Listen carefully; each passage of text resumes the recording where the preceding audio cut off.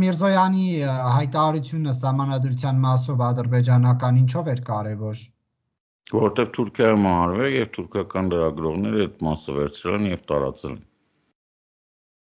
Այսինքն ուղիղ լուրը ուղիղ հասել է նպատակային խմբին, որը ազդեցություն ունի Ադրբեջանի վրա, որտեղ այնտեղ բավականին մեծ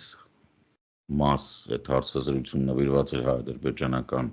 հարաբերություններին, բայց միևնույն ժամանակ խոսում էր հայ-թուրքական հարաբերությունների մասին եւ այնտեղ հնչում էր հարց, թե իսկ միգուցե հայ-թուրքական հարաբերությունների կարգավորումը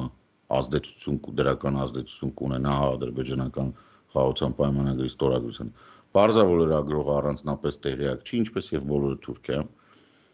Թուրքիայում շատ փոքր զանգված կա Էրդողանի շրջապատում այդ մասում, որոնք